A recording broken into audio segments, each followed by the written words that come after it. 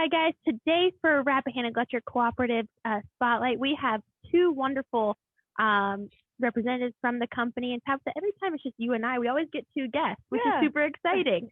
So today we have Rich Mialki, Energy Management Advisor, and Louis O'Berry, Energy Management Advisor. Thank you both so much for being here today. We're super excited to have you on. We would love to hear all about you and how you guys represent REC. And we always start off every episode asking simply, tell us about yourselves and how you help REC members. Great. I'll start off. Okay. I'll start off. Well, I come from a residential construction background. I worked for a couple custom home builders and large remodeling companies back in the day, and we focused on energy efficient construction. So that's how I fit right into the job at REC as Energy Management Advisor. And since I came to REC, I earned my HERS certification. So I was one of the guys who would qualify homes into the Energy Star program. And then a year or so later, I became BPI certified, and that focused more on existing homes. And then a few years after that, I earned my Certified Energy Manager certification, and that focuses on commercial energy use. Very cool. All right, Louis, what you got?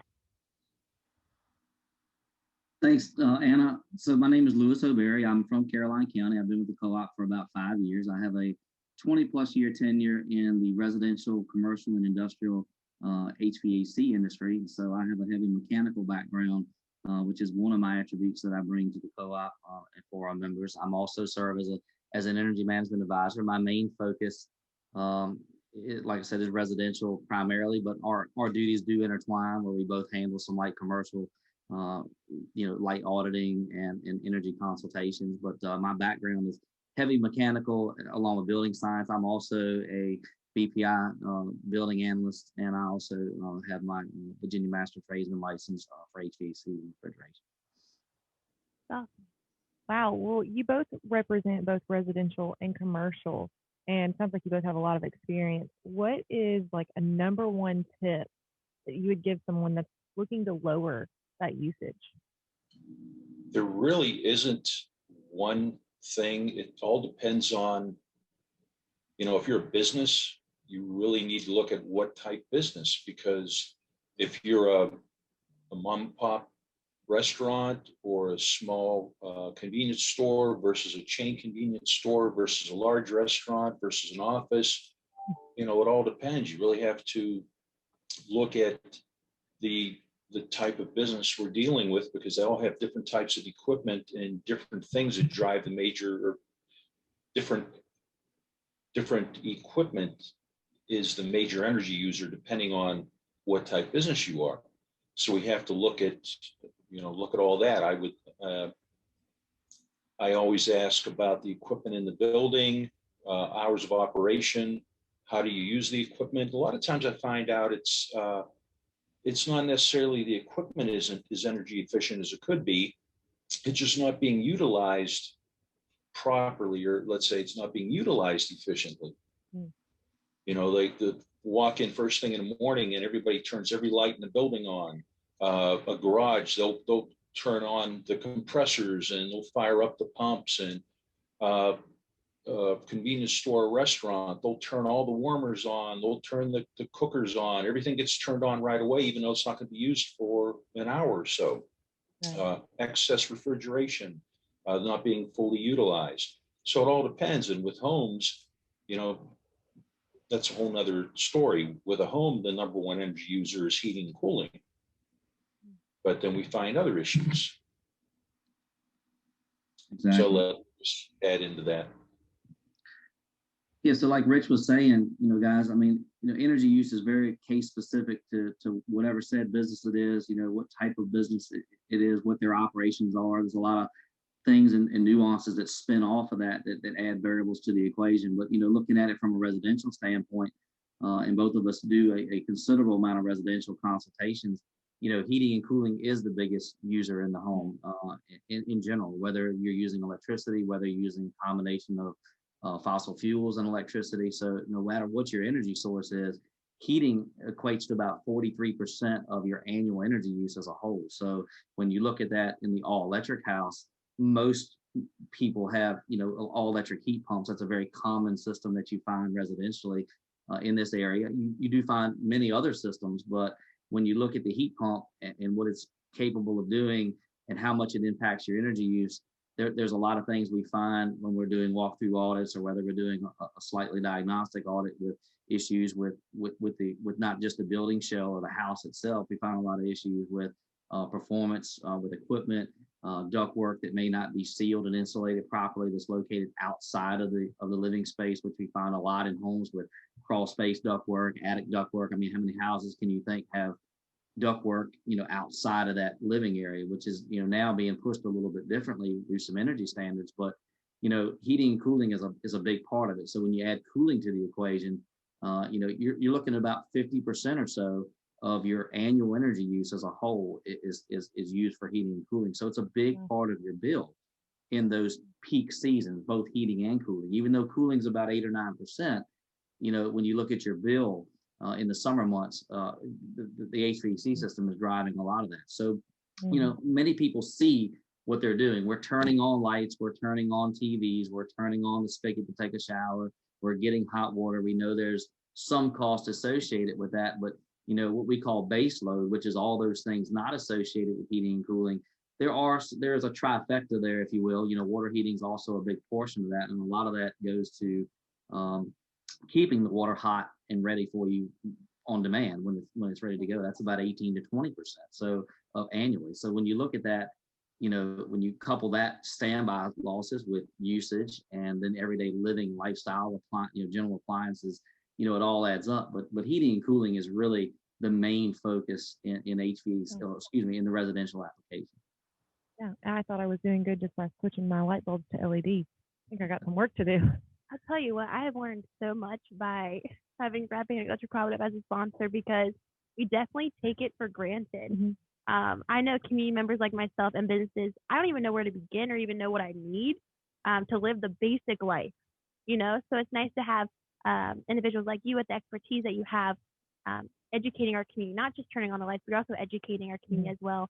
I know when I go, so I have Rappahannock Electric Cooperative as my electric carrier. When I go on a website and I see my bill, I'm able to kind of also be educated in the process as well to see, why am I paying this? What's going into this bill, or how can I do better as far as saving some extra coins? So as a customer, thank you very much, but also just hearing about all the amazing things that you guys are doing is awesome. Now, I just said basic level. Some of us just need to know what the basic level is, but everyone's wanting to step it up a little bit more and be more energy efficient. What tools are available to business owners and residential members who are trying to become more energy efficient in the process? Well, one of the best tools we have is something called Smart Hub. So we have an application for that where you can look at all your account information, and with the app, you can look at your monthly and daily power use. But when you go on our website and look at the full version of Smart Hub, you can see your power use down to the hour. And that really helps Lewis and I analyze. So before we had Smart Hub, we'd have to go into our meter database and bring up just a bunch of numbers, by the hour, and we'd have to format the spreadsheet, try to get an idea of what was going on, what time of the day, see what the patterns were. We'd have to download separate weather information. But Smart Hub rolls that all right together. It's a really easy user interface. And by looking at the data on Smart Hub, we can see the weather relationship with power use, whether it's summer or winter, night versus day.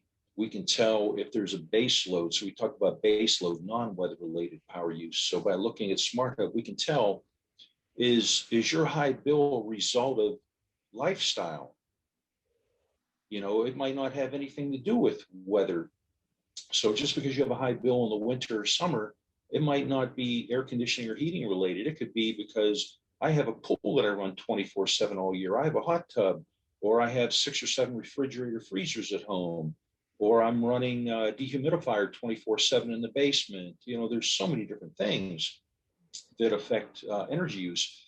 But it's amazing that with the understanding Lewis and I have of the things, so I used to build homes, and he's a HVAC expert. And then working at the co-op, I've learned a lot more about how much energy things in the home use. I can look at the power use, and it's amazing. I've been able to diagnose, well, you've got a well that's running on, or you even have a hot water leak. So you've got the water heater running, especially if it's electric. You have a water heater that's running nonstop, plus the well's running on because you have a water leak.